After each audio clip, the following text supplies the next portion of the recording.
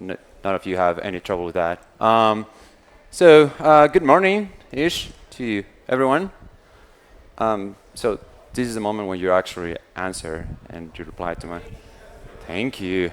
Actually, let's do this. Let's stand up, everyone, real quick. Come on. Now jump 3 times. Cool. Now start clapping. Claps, claps, claps, clap, clap, clap, clap. Cool. Thank you. Now you can sit down. Now that I've tricked you to giving me a standing ovation, I can actually start the presentation. So what's a system? Let's talk for a bit. What do you guys think a system is? Anyone? Real quick. We don't have too much time. We actually wasted a lot. No answers? No one? There's a guy. Good one.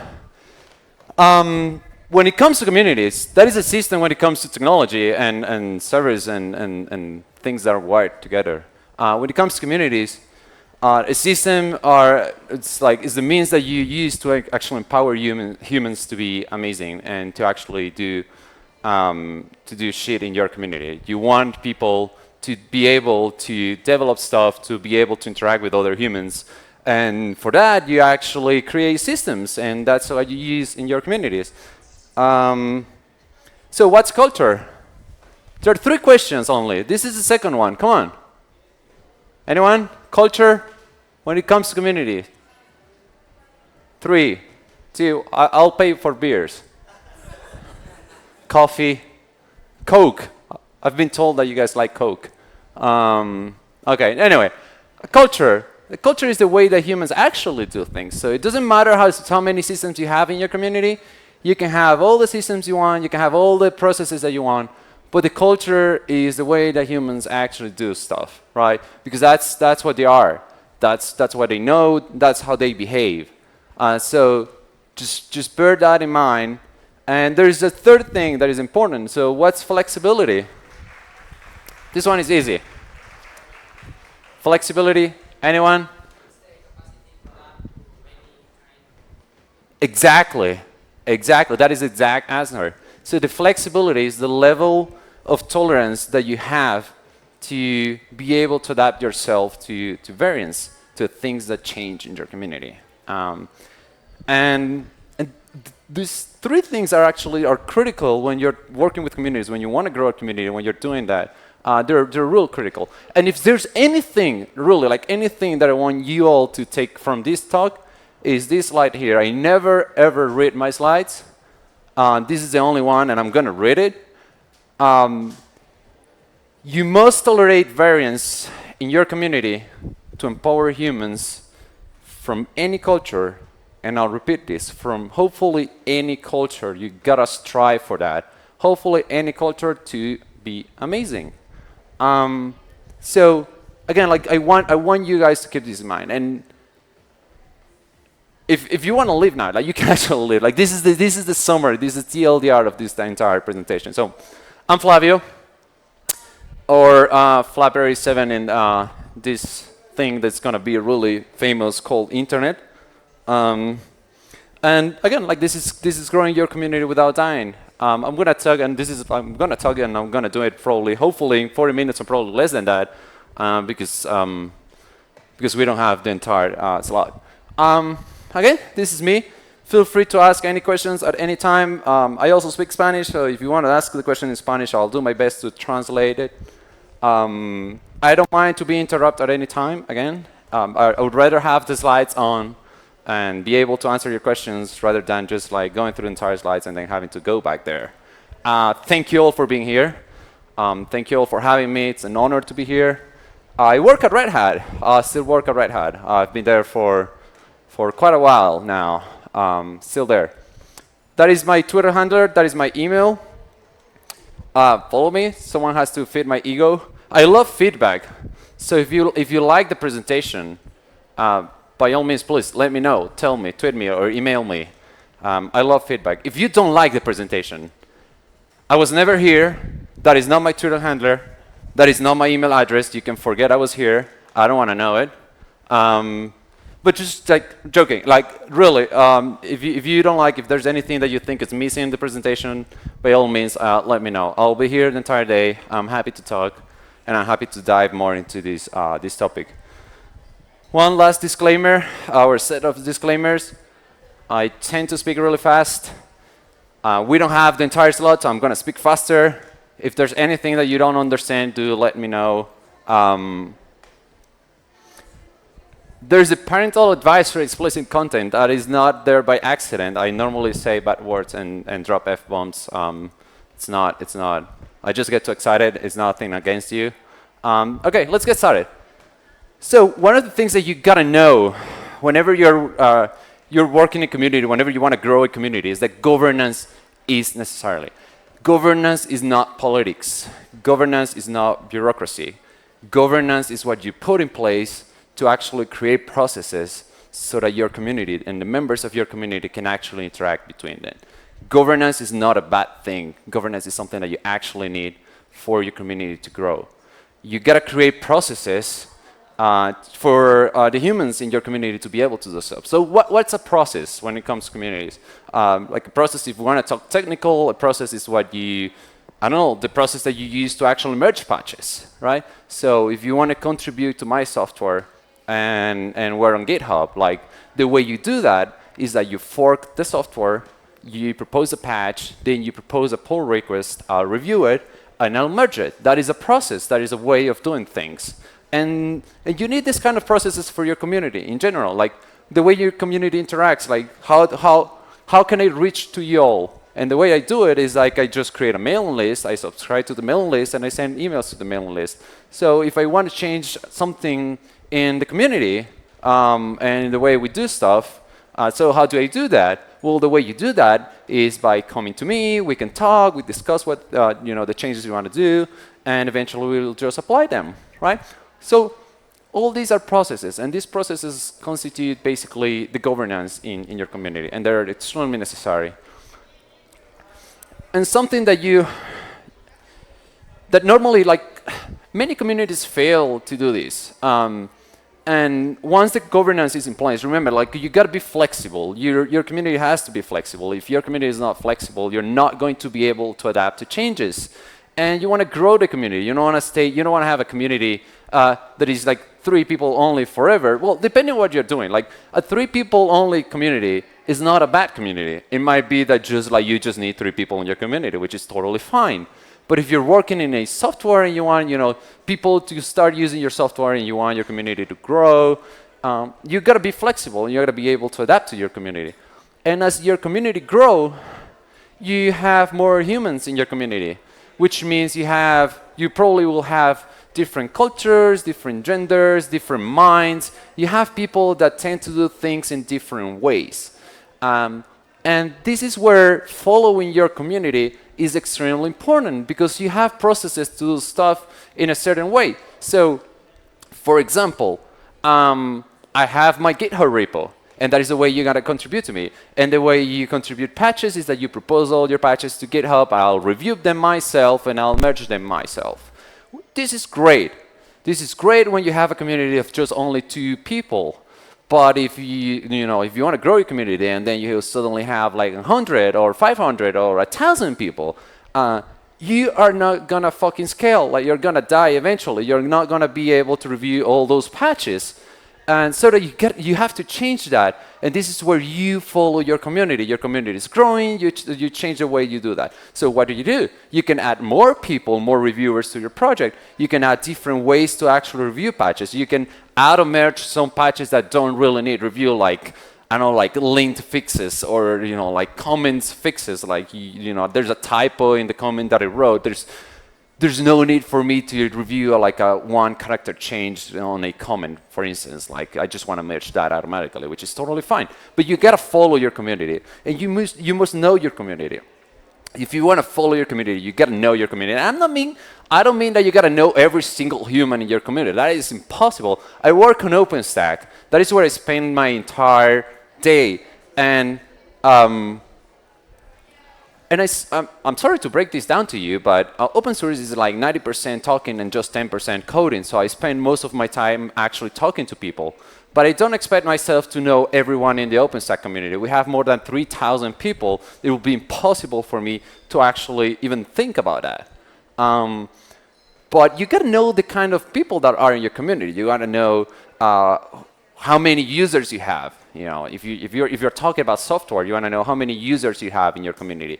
You want to know how many people are there just to, I don't know, just to lurk. Or you want to know how many people are there just to watch the process. You want to know how many people are contributing to your software. So users are not contributors, right?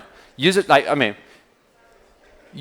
are normally, you gotta separate them. Like developers can be users, users can be developers, but you gotta have them separate. Like you gotta know how many users you have, and you gotta know how many developers you have. And the users will eventually outnumber any other kind of contributors that you have in your community. Like you will have eventually, and this is where you know you made it. When you have more users than developers, you are like, yes, I did it. Like you have people that are actually using your software. And that is a good thing, but you gotta know when you get there so that you can, again, like you can adapt your community, like you can grow it, you can change yourself. And you know, as you get to know your community, you must listen to everyone. You must listen to your users, you must listen to your developers, you must listen to the people that are just lurking, because they all have feedback. And feedback is great. They are there, they're spending their time. It doesn't matter if they're being paid to be there. I'm being paid to be in OpenStack. That doesn't mean I don't care about the freaking software. I'm being paid, that is my day job, but I am part of the community, and it is my choice to be there.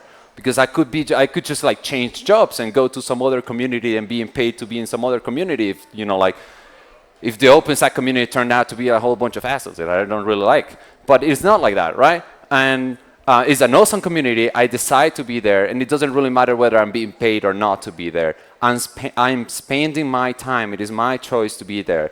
And you got to listen to everyone, because people are there because they want to. And at the very moment that they start providing feedback to you, it is critical to you to actually listen to that feedback. But just like in life, you're not able to make everyone happy, right? You got to have some trade-offs. There are some things that you can change in your community, and there are some others that you're simply not going to change, because you know, like when you have a lot of people that are, you know, you have a set of developers, and then you have a set of lurkers or people that just like, that are critics, right? And critics in a good sense. Like you want to have people criticizing your software. You want to have people criticizing your community, because those are the ones that first and foremost have no problem to tell you what they don't like, right? So those are the ones that, you know, like every 3 emails, they'll send another email saying something that they don't like about your community, which is great. Sometimes they're right, sometimes they're not. But you got to listen to them. But you cannot make everyone happy, right? You will have many critics that are not happy. You will have users that are not happy. You got to make trade-offs. And among all the things that you got to choose you gotta pick the ones that are really important for your community, and they kind of like follow your goals and the stuff that you want to do. And something that you got to understand is that in every community, whether you have a gazillion of users, 3 developers, and just like 4 people just criticizing everything you do, we're all customers of each other. And the moment you bear this in mind, the moment that you understand this, you'll change the way you interact with other people. So everything I do in the community, I consider myself providing a service to other members of the community, right? So if I'm gonna, and I'm not just talking about code, I'm talking about the processes that we build. I'm talking about the way I email people, the way I communicate over email, the way I communicate over RC, the way I interact with other humans. I'm a customer for them, and I want them to provide a good service, and they are customers to whatever I'm providing. So I'll do my best to provide the best service to the rest of the community. And this kind of like brings a wave of, hopefully, and not for everyone, but it will hopefully bring a wave of humble and humility into you and the rest of the members of your community, which is critical. Like, you don't want to have arrogance around you. It's like no one wants to deal with arrogance. Like, who wants that? And I certainly don't. So you want people to actually understand that there's a service being provided and that they gotta be humble. And they not only have to be humble, they have to also be objective. And you know, one good thing about automating all the processes is that by automating the processes, you're letting computers make decisions for you, right? And when you let computers make decisions for you, the decision is 99.9% objective, because that is the way software is supposed to be. There are some parameters, there are some operations, and the output must be the same if the input is always the same. Last famous words. But that is the way it's supposed to work. And so you gotta keep it objective. You gotta keep it humble and objective. If you have any form or any way of subjectivism in your community, you want to get rid of that. So just to give you an example, we used to have a way for, let's say, like even the CI. If we talk about software, even the way you test software, right? It is objective because you have a set of tests. Every time someone proposes a patch, the test to it is executed, and depending on the output, if it succeeds, it's good. You can merge it. If it doesn't succeed, well, I'm sorry, go and fix your code. And the same thing happens in every process in every community. So we used to have a way to add projects into the OpenStack community. So it used to be at this very, I'm not gonna say close because it is still open source, but we used to have like a very narrow set of projects, right? Where we would have only as official projects, the projects that would be managing infrastructure. And that was a huge problem for us because many projects were being created that did something that was not infrastructure. When I talk infrastructure, it's like projects that would create virtual machines, create storage, and deal with actual metal, with actual hardware. But there was this like new set of projects being created, like queue services, database services, you know, like storage and other kind of like DNS as a service, a whole bunch of other services that were being created and that wanted to be part of the community. So they started adding, you know, saying like, you know, like knocking our doors and saying like, you know, we want to be there.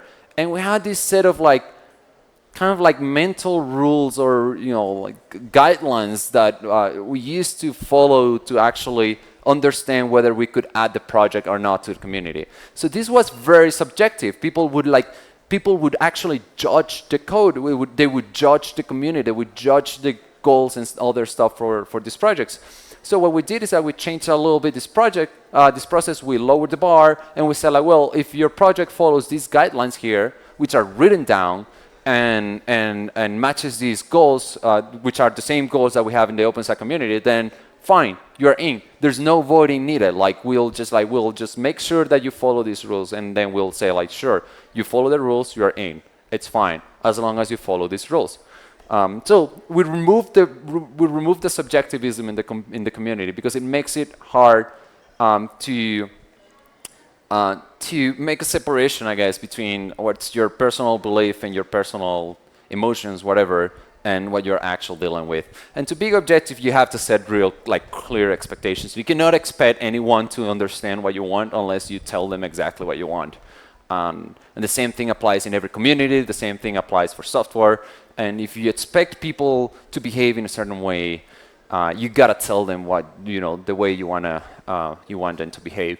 And something important here is that you can tell people how they should behave, but you cannot tell people how they should think, right? So you may have a set of principles that you want to follow in your community, and you want people to follow in your community.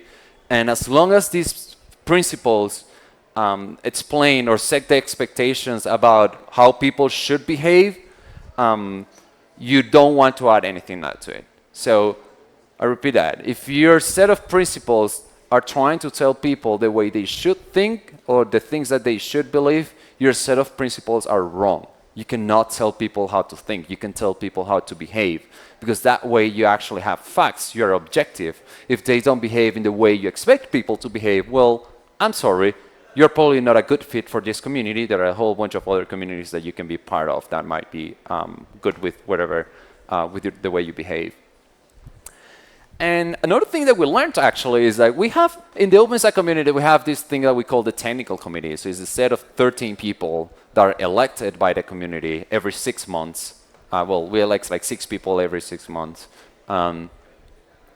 And the technical committee basically oversees all the community and the technical changes that happen in the community. And something that we learned is that you don't want to have 13 people saying what's good or bad about the community. You want to have the community saying what is good or bad and what they want to have. So you got to make sure that your community is part of the processes. You don't want to set processes. You don't want to be the one saying like, this is the way you should do things, and if you don't like them, go away. You want to ask people how they think things should happen in the community. You want to make the community part of whatever decision process and whatever systems that you have in your community, because you're including them. They're part of you. They're part of your software, or whatever you're doing, whatever community you're dealing with. If it is not software, it's good as well.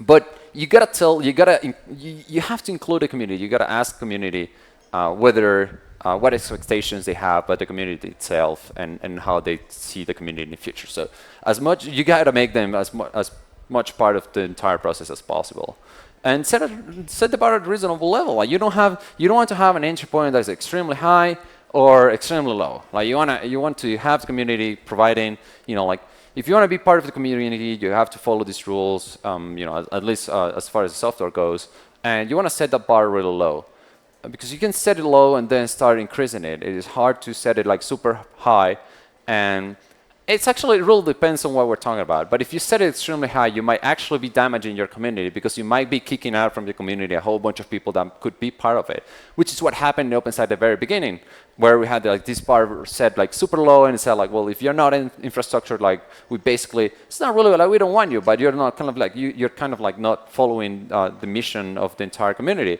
And as soon as we lowered it, and a whole bunch of new services come up, and great ideas come up, and people started proposing new things, and we added new services, and we added new people, and the community basically exploded. Like a whole bunch of people there. And it's great. Just make sure keep in mind that the fact that your community is growing is awesome, but with growth come new problems. So you gotta be flexible. You gotta adapt to the growth of your community. You gotta be ready to make changes in your community.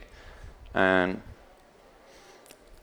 if you set the expectations, and even if you include the community itself to help you out setting the expectations and setting the bars, you gotta communicate the expectations clearly. If you don't communicate the expectations, then people won't know what the expectations are. Remember, you cannot expect anything from anyone if you don't tell that person what are you expecting from him or her. So you gotta communicate expectations. I'm not just talking about sending one freaking email. Like you gotta document it. You gotta put it somewhere where people can just go and read it. You gotta send it 1,000 times, and it is sometimes better to just over communicate. So if you have things that you expect from the community, not only send an email, put it somewhere, send like 3 or 4 times, send like 3 or 4 emails, make sure you communicate it on IRC, make sure that you tweet about it. If it is important and you want to expect the community, it's an expectations that you have from the community, you gotta make sure that it is known. And sometimes it is better to just over communicate. Someone will ping you on RC and tell you like, man, just like freaking stop it. I get it. Like I know what you want. But it's not always like that. Sometimes people just miss emails because we're humans. Like they're like in the OpenStack mailing list, there are at least 4,000 emails, 5,000 emails per month. And I don't have time for that shit, really. Like, I gotta work as well. I gotta have other stuff that I have to work on. So I'll filter my email. I'll read the emails that I believe are important for me. So it is very possible that I'll miss emails that are also important that I just didn't know. So the fact that you're over communicating, it doesn't get rid of surprises. Someone will come up and say like, hey, I didn't know that. And at that moment, you gotta talk to that person and say like, what exactly did you miss from this entire communication process? Didn't you read the email? Didn't you know, we have this website where we're, publishing everything? What can I do to make sure that you don't miss these kind of communications in the future? Because it is important. Like, you don't want them to miss that. And And again, like you gotta acknowledge that your community is full of humans. And in my case, like I don't have time or will to read like 5,000 emails per month. I'm a human. I get tired. I only have 24 hours in my day, and of those 24 hours, I definitely don't work 20 hours. And you gotta acknowledge that your community is full of humans. And as humans, we have emotions, we have thoughts, we have different things, we have families, and that is important. And you have to strive for diversity. And when I say diversity here, I'm not talking about gender diversity. Of course, gender diversity is important, but I'm talking about culture diversity. I'm talking about being aware that there are different time zones in the freaking world, and that not everyone is, sitting right next to you. So whenever you do something, just remember that there are people out there in different places in the world that might be sleeping right now. And so when I say diversity, I mean diversity in general. I'm not talking only about gender diversity. I'm talking about cultures. I'm talking about gender, of course. I'm talking about, countries. I'm talking about language. You get into like, it is very common for communities to just default to English because it is the de facto standard language that we use for technology and that we use for communities. But there's so many other languages out there. And if you want to grow your community to a level where you have people from everywhere and different cultures, you got to understand that most of them, like many of them at least, are not probably native English speakers. And something is happening with this laptop. By license. I'll let you deal with that. And you gotta understand that you have people that are not native English speakers, very likely. It is a common thing, and it is important for you to understand that. For instance, like in the OpenStack community, like we have at least 3,000 people. And I can tell you that there are more non-native English speakers in the OpenStack community than there are native English speakers. So, again, just keep in mind that diversity is not only gender. It's like diversity is a broad topic that we can talk for hours about. But someone changed my slides. Okay. So, yeah, strive for diversity. And as you acknowledge humans, and as you acknowledge that as humans, we are diverse. We are not equal to each other. You can understand also that we have emotions and that emotions matter. And I'm not saying like I'm not saying you have to quit tech and quit programming and just become your community's psychologist. That is a different thing. Like I don't want you to do that. But I do want you to acknowledge that humans have emotions and that yourself, you have emotions as well. And not every day you're happy, not every day you're sad, not every day you want to work, and sometimes even if you don't want to work, you have to work. And like as humans and as people, that have emotions, we're not going to react the same way every day. And you can tell that from emails when you know someone. You gotta try to know some people in the community or the people that work close to you. And you gotta understand when people are not feeling well. And I'm not saying that you have to do this for 3,000 people, but you can make the difference, and you can make the difference by communicating properly and trying to not let your emotions go through. And if someday you're not feeling good, and someday like you just wake up and you're extremely mad at the world, it is fine. Deal with it, but not make other people part of it. As in, if you're mad, don't send emails. That never ends well, ever. And you gotta assume good faith about people. And again, we go back about, what I said before. You cannot tell people what to think. You can tell people how to behave. And by telling people to assume good faith, you're kind of telling people how to think, right? You're telling people, always assume good faith about other people, right? Because it just makes your life simpler. At least it makes my life simpler.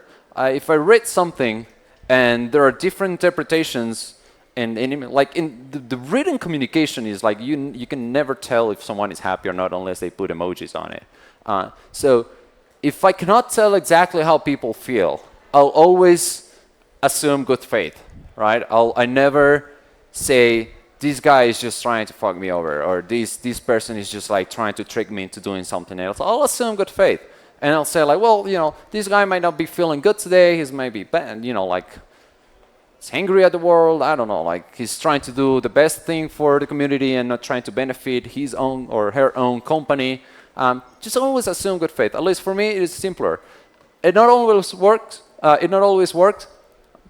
Sometimes people actually try to fuck you over, but really, like, there are more times when people are trying to be good humans than people trying to ruin your life, especially in the tech. But unless you're on Twitter. On Twitter, everyone is trying to fuck you over. Just sign off and run. And once you have all your emotions dealt with, and you know how to deal with emotions, and you have a community that keeps growing and growing, you have more and more humans. So who's familiar with tribal knowledge? Oh, okay, so tribal knowledge is the knowledge you have that you think everyone else has, but no one talks about. And so you act under the assumption that you all know this and that you all agree on some things, but it turns out that you've never talked about it with anyone, and very soon you'll just find people that are not exactly, that people that don't exactly agree with you. So, and this is very common, especially when you start in a community where you only have like 5 people. And then you talk to these people and you say like, in our community, we are always open source. And we follow the 4 opens, like we have open code, open communication, all the 4 O's. And we do reviews this way. And then you start adding more people. And from 5, you go to 100, and you go to 500, and then 1,000, and then you keep growing. And you never talk about this again. And you assume because you talked about it one time with these 5 people, the rest of the community just like agrees with it, right? And this is tribal knowledge. This is knowledge that is not written anywhere and that you actually have to write down so that the rest of the community, the new members of your community, can just like raise their hand and say like, that might have worked a year ago, but that is not the case anymore, and we should probably change that. You want to make the community part of, part of the entire process design. That you want to make the community active and get feedback from them. So tribal knowledge is very common, and it's not something that happens on purpose. Like you don't really wake up one day and say like, I'm just gonna grab all this knowledge and just like create some tribal knowledge out of it. It just happens. It's just like it happens naturally. There's some knowledge that you all share that eventually just not everyone shares anymore. So make sure that everything that you believe your community follows and that your community has is written down so that the rest of the community can just go read and participate and make changes to it. And like switching a little bit of topics here is stats are not always a good source of objectivism, right? We're saying that we want to be objective in our community, and many people often go and say like, well, I want to be objective, so I want to know, how many, the way. So how do you give access people to your review process? So if you have a review process where you are the only one approving patches, how do you give access to someone else? And you say, hey, help me out here. How do you do that? Many people go and say, well, I'm just going to go and see how many reviews this guy or girl is doing in my project. I'm going to see, how many in the last 3 days. It's like just 100 reviews. Okay, that's a good number. I'm going to see how many emails this person is sending. Oh, it's just like 5 per month. And well, that's a good number for emails. Okay, well, based on those numbers, I'll just add you and I'll make you a core reviewer. That is terrible. That is not how you do things. Because stats are not always a good way of objectivism. The fact that I do 100 reviews doesn't mean that my reviews are actually worth it, because I can be just like, like reviewing typos. That is not really, it's not that it's not important. It's probably not what you're looking for at that exact moment, because typos for you might be just easy to review, and then you see the typo and they just like approve the patch. But you want people that actually go and read the rest of the code that would help you with that. So in that specific moment, stats are not being useful for you. Those statistics, those metrics that you're using are not really useful for you. So you got to find another way to understand whether someone might actually join your community or not. So stats are a dangerous thing if you don't use them correctly. They're not a source, they're not always a source of objectivism. So you got to be very careful. And if you have companies being part of your community, you got to be sure that these people are companies are very likely going to use those stats to actually promote themselves. Like members, like employees of company X sent 1,000 patches last month to this project, so we're a great company. Like they'll use that for marketing purposes. So as soon as you start adding stats to your project, that's going to happen. And again, like stats indicate that stats are not really good. And this is the let's say a translation of Mark Twain's phrase when he said, every generalization is false, including this one. This is the statistics version of that. Like stats indicate that not every stats is good. Like sometimes they're good, sometimes they're not. And you got to understand also that if you give humans a number, they'll do the impossible to make it grow, except for the credit card balance. If you give a number, if you tell people we're going to start tracking how many commits you make or how many emails you send, they will start sending emails like crazy every day just to make that number grow. It is how humans are. This is the way we work for some reason. We don't want numbers. As soon as you get a number, you want to outperform. You want to be good because you're being evaluated. So be very, very careful with the metrics that you're used to understand how your community is doing. If you start tracking how many commits or emails or stuff like that people are sending, you're going to trigger the wrong behavior in your community, and you don't want to do that. So wrapping up, because I think I'm over time already, I already said this. The community growth has to do with many things. Not every community is the same. Tech communities are not the same as other communities like dog communities or some other communities. Like you gotta understand that many things come into play here, but it is my belief that as soon as you strive for the right diversity and as soon as you make the community part of the entire process, you are enabling your community for growth, and you're enabling people to actually do great things in your community. And processes will, processes will change when your community changes. It's natural. It's you change as you grow, and your community will do the same. And I think this is the most important when it comes to communities, really. Understanding this in every technical community, understanding this is critical. So Gilles Deleuze said once, technology is social before it is technology. You gotta understand that you might have the most amazing software ever, but if you don't have a community, your software basically means nothing. So it doesn't matter, like you might be the only guy using it, but if you want to make your software do something and you want to make your software grow, so you got to build a community out of it. And your software, before it was software, before it was technology, it was social because you decided to create it. You one day woke up and said, like, I have this great idea, I have this problem that I want to solve, I'm going to solve it. So your software, even if you are your own community, even if you are the only person in your software, it was social before it was actually technology. And again, understand this and understand that your community is made out of humans and not about software, so that you can actually understand what processes are good, and you can make people feel welcome in your community, you can make improve the way you communicate in your community, and by doing that, making your software better, because when you welcome people, you will welcome the right people, and people that are interested in your software, they will do the best, and they will operate in the best interest of the software itself. Also, you should always say thank you. Don't ever think that people implicitly think that you are thankful. That is the most, probably one of the most important things that you always have to do in your community. Take the time.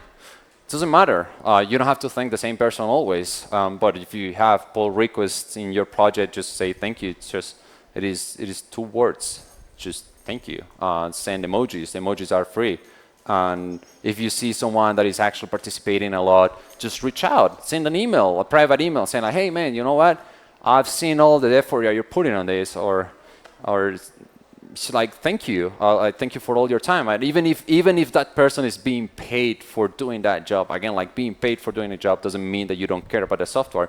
You could just choose to go somewhere else and being paid to do something else. So always say thank you and thank people in your community. It's really important. And with that, I'll just thank you all for having listened to me for an entire, I don't know how much time, but I ramble a lot. And that's it. Thank you.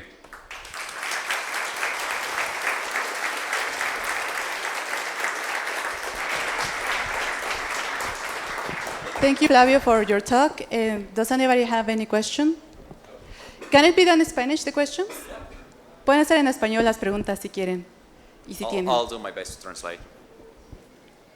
¿No? Oh, there's sí, aquí hay one. una, por acá.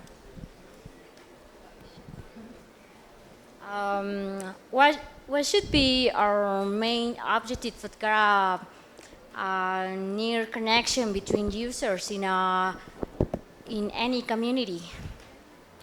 What should be our metric, you mean? You know, what you want to understand, or what's the good number for users in a community? I don't know. I mean, in a general, for you talk about communication. Yes. But for you, is the most important part for get a good connections? Okay, that is a very good question. So the question is, you know, what is between communicating and building processes and doing some other things in the community, you know, which one is the most important one? I believe communication is the most important one because communication is supposed to, and I mean supposed to, get rid of misunderstandings. And you don't want to have misunderstandings in your community. So when you're making changes, different humans will interpret changes in different ways. Even depending on the day, they will interpret changes in different ways. And I'm not talking about code changes. I'm talking community changes, things that are happening in your community. So you want to communicate and make sure that you're all on the same page and that there are no misunderstandings to avoid people feeling bad and, you know, coming down to the wrong conclusions and probably talking to other people and sharing, you know, the things that are not the things that you actually meant, right? So communicating is extremely important. One thing about communication is that communication can also be overwhelming. When you have, it is extremely overwhelming for me, at least, in the OpenStack community to have 3,000, 4,000 emails per month. You know, I'm not able to read them all. So you gotta make sure that the things that are important for the community are communicated in the right means. And by means, I mean not only email, but, you know, like documentation websites, like places where people can go and find the information that is important for them. So if I want to find something that I don't know, like the board of directors is doing in the OpenStack community, I signed up for their mailing list, but I normally just don't read all their emails. I go and read the summaries of whatever they discussed because that's what I'm interested in. I want to read the summaries, and from that, I'll just like react in different ways. I'll just like communicate with them if I have to, or just like be happy with it because it was enough information for me. So communication is, to me, probably the most important thing in the entire community. Build the right means to communicate to people. Make sure people communicate the right way. Like you don't want arrogance to be around. And I say this after I said that you have to be diverse, but come on, who wants to be around arrogance? And it's like, and if you have someone, and again, like arrogance are normally not like that because they want to be arrogant. This is just the way they are. They may be just are angry at the world, but you can talk to them, right? You can say, hey man, you know, like I noticed that you're talking, you know, that you're communicating this way. I don't believe that is good for our community. What about you just like try to change a little bit the way you communicate? But if you also assume good faith, you don't really pay too much attention to arrogance. You just like read between lines and read the stuff that is really important for you and remove all the arrogance from the communication. if that makes sense. Okay, the last one. What should be for you a good example for a great community? I don't know. I like I like the Python community. There's one thing I really don't like about the Python community, and it's the fact that there was and there is and there probably will be a BDFL. I don't believe BDFLs are a good thing. I think the OpenStack community is a very good example. From being very small, it grew like in 5 years, probably more than that right now, but it grew like a lot. And people, every time I personally talk to some people and try to understand how the community is doing, the feedback I get is actually pretty good. There are many things that don't work. Don't get me wrong. Like there's a zillion of stuff that doesn't work in the OpenStack community, but you know the overall feeling is I feel welcome to the community and I feel I can be part of it, and that is something that every community should strive for. Having people that feel good about being part of the community, right? They feel empowered to be part of the community and make changes. So the Python community is a good one. The OpenStack community is a good one. Yeah, those two. For now. There's only so much communities that you can be part of. Any other question? There's one.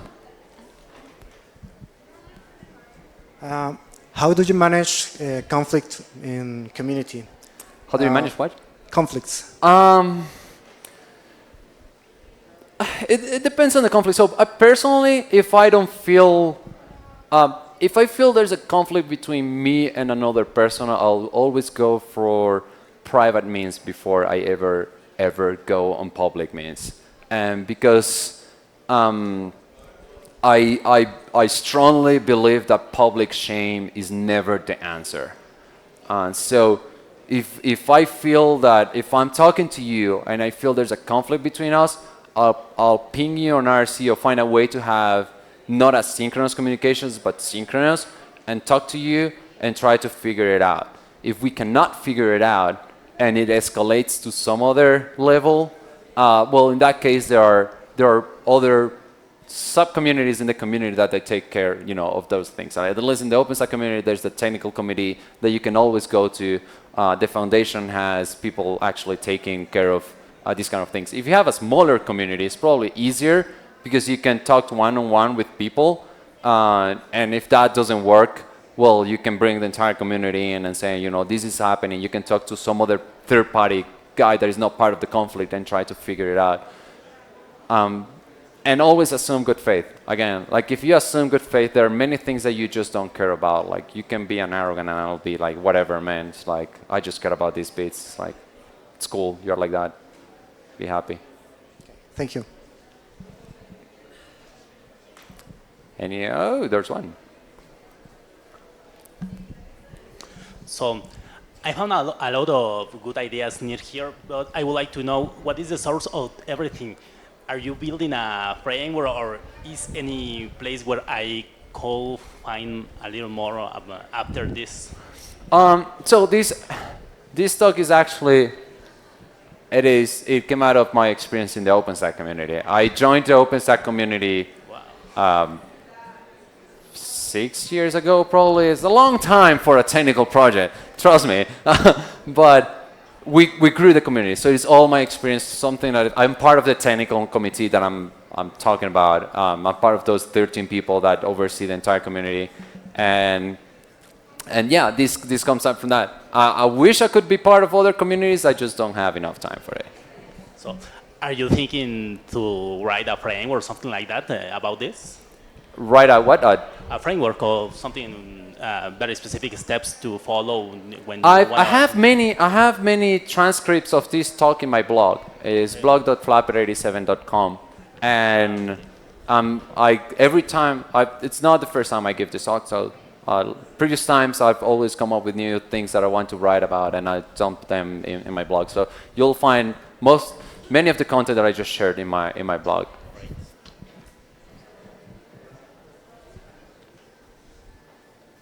Well, thank you. Go for lunch.